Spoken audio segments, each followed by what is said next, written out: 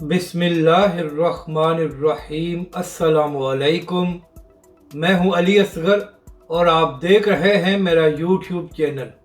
तहरीक लब्बैक के पाकिस्तान बचाओ मार्च को रोकने की तैयारियां और पुलिस की भारी नफरी तलब, तहरीक लब्बैक के अमीर के अहम बयान और पूरा मुल्क बंद हो जाएगा। इस वीडियो में हम इसी के मुतालिक बात करेंगे।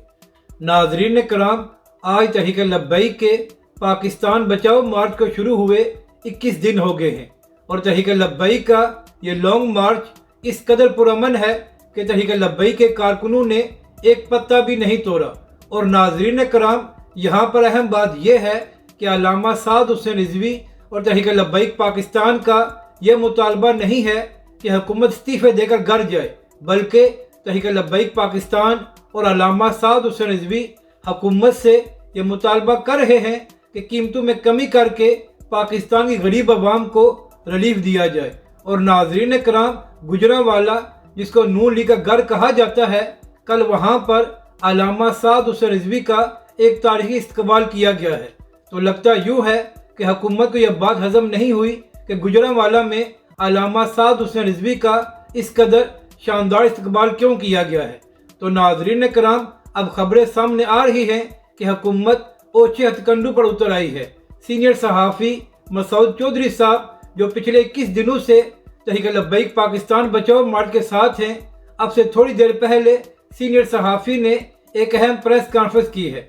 नाजरीन कराम, मसूद चौधरी साहब ने दावा किया है कि मुसद्दका ज़राए ने इतला दी है कि पुलिस की भारी नफरी को दीगर अजला से भी गुजरांवाला में बुला लिया गया है और अहकामात जारी किए गए हैं कि जो तहरीक लब्बैक का पाकिस्तान बचाओ मार्च इस्लामाबाद की तरफ जा रहा है उसको रोका जाए। यानी कि नाजरीन कराम, हुकूमत जानबूझकर हालात ख़राब करना चाहती है। तो यहाँ पर अहम बात यह है कि कल अल्लामा साद हुसैन रिजवी ने खिताब करते हुए कहा था कि हम पहले भी गिरफ्तार हुए थे और अगर आइंदा भी हमें गिरफ्तार किया गया तो हमें कोई मसला नहीं है, लेकिन तहरीक लब्बैक पाकिस्तान अपने मौक़िफ़ से पीछे नहीं हटेगी। जबकि दूसरी जानब तहरीक लब्बैक के नायब अमीर पीर सैयद ज़हीरुल हसन शाह साहब ने खिताब करते हुए अपने कारकुन को पैगाम दिया था कि अगर मरकज़ की जानब से यह हुक्म आ जाए कि पूरा मुल्क बंद कर दो तो तहरीक लब्बैक के कारकुनों ने वजह नहीं पूछनी बल्कि मरकज़ के हुक्म पर अमल करना है। तो नाजरीन कराम, लगता यूँ है कि तहरीक लब्बैक के कायदीन को भी यह अंदाज़ा हो गया था कि हुकूमत कोई घटिया हरकत करने वाली है।